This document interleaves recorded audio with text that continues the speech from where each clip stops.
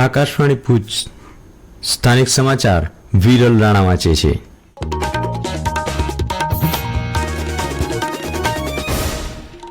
નમસ્કાર. કોલકાતામાં મહિલા તબીબ સાથે થયેલા કથિત દુષ્કર્મ અને હત્યાના વિરોધમાં આજે દેશની સાથે રાજ્યમાં તબીબો હડતાલ કરી રહ્યા છે.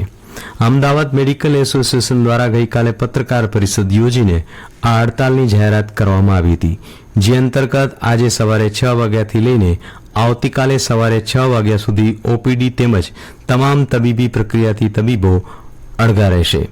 ત્યારે રાષ્ટ્રવ્યાપી આદેશના પગલે ભુજની જીકે જનરલ હોસ્પિટલના જુનિયર ડોક્ટર એસોસિએશન દ્વારા ઓપીડી સેવા બંધ રખાયા બાદ આઈએમએ ભુજ સાથે જોડાયેલા જિલ્લાના તમામ તબીબો આપાતકાલીન સિવાયની આરોગ્ય સેવાઓથી દૂર રહ્યા હતા. આજે ભુજ ખાતે તબીબી મંડળની રેલી કાઢવામાં આવી હતી અને વિવિધ તબીબી મંડળના 500 જેટલા પ્રતિનિધિઓએ ભુજ કલેક્ટર કચેરી ખાતે આવેદનપત્ર આપી આ ઘટનાના કસૂરવારોને કડકમાં કડક સજા થાય અને તબીબો પર ભવિષ્યમાં આ પ્રકારની ઘટના ન ઘટે એ માટે સલામતી માટે ખાસ કાયદો ઘડી તેનો અમલ કરાય તેવી માંગણી કરાઈ હતી. કેન્દ્રીય ગૃહમંત્રી અમિત શાહ આવતીકાલે અમદાવાદમાં 188 લોકોને ભારતીય નાગરિકતા પત્ર એનાયત કરશે. અમદાવાદ ખાતે યોજાયેલા વિશેષ સમારોહમાં મુખ્યમંત્રી ભૂપેન્દ્ર પટેલ પણ ઉપસ્થિત રહેશે એમ ગૃહ રાજ્યમંત્રી હર્ષ સંઘવીએ જણાવ્યું હતું. શ્રી સંઘવીએ કહ્યું કે જે લોકોએ પાડોશી દેશોમાં દમનના કારણે ભારતમાં આશ્રય મેળવ્યો છે તેમને નાગરિકતા પ્રદાન કરાશે. આ પ્રમાણપત્રોનું વિતરણ નાગરિકતા સુધારા ખરડો એટલે કે સીએએના અમલીકરણની દિશામાં રાજ્યનું એક નિર્ણાયક પગલું સાબિત થશે. રાજ્યની 53,000 આંગણવાડીઓની બહેનોએ 1,03,000થી વધુ રાખડીઓનું રક્ષા કવચ દેશની સરહદે તૈનાત વીર જવાનોને મોકલવાનું આયોજન કર્યું છે. ભાઈ બહેનના પ્રેમનો પવિત્ર તહેવાર રક્ષાબંધનને સૈનિકો સરહદ પર રહીને પણ મનાવી શકે તે માટે એક રાખી દેશ કે જવાનો કે નામ અંતર્ગત ગુજરાતે આ અભિગમ દાખવ્યો છે. મુખ્યમંત્રી ભૂપેન્દ્ર પટેલ અને મહિલા બાળ કલ્યાણ મંત્રી ભાનુબેન બાબરિયાએ આ રાખડી કળશ 16 Maratha light infantry lieutenant kernel Rakesh Kumar અને સબ મેજર જનરલ સંતોષ કામટેને અર્પણ કર્યા હતા. પશ્ચિમ રેલવે દ્વારા 27 ટ્રેનના ફેરા વધારવામાં આવ્યા છે, જેમાં ગાંધીધામથી બાંદ્રા વચ્ચે દોડતી સાપ્તાહિક ટ્રેનનો પણ સમાવેશ કરવામાં આવ્યો છે.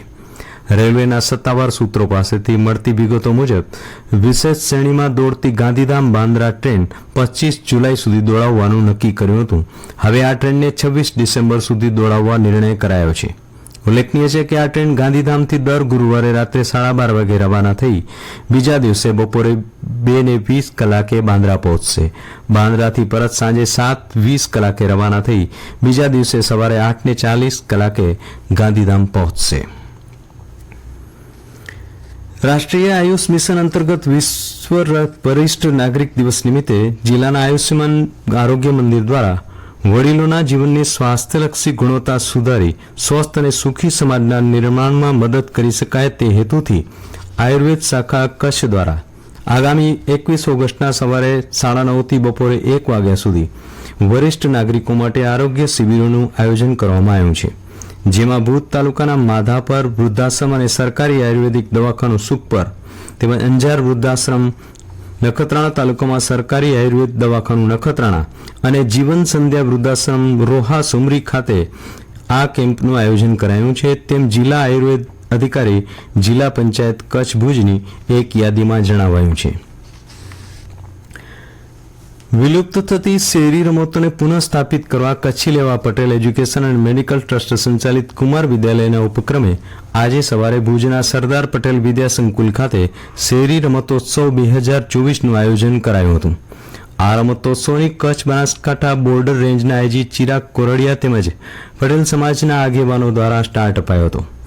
આ શેરી રમતોત્સવમાં ભાગ લેનાર બાળકોએ ખૂબ ઉત્સાહભેર પરંપરાગત રમતોમાં ભાગ લીધો હતો. આ તકે ઉપસ્થિત મહાનુભાવોએ લુપ્ત થઈ રહેલી શેરી રમતો ફરી લોકપ્રિય બને અને ભાવિ પેઢી આ રમતો રમતી થાય તે દિશામાં પ્રયાસો કરવા ભાર મૂક્યો હતો. રાજ્ય સરકારના આરોગ્ય અને પરિવાર કલ્યાણ વિભાગ દ્વારા નખત્રાણાના સામૂહિક આરોગ્ય કેન્દ્રને વધુ સુવિધાસભર બનાવવા કરવા અંદાજે 25 કરોડની રકમ મંજૂર કરવામાં આવી છે.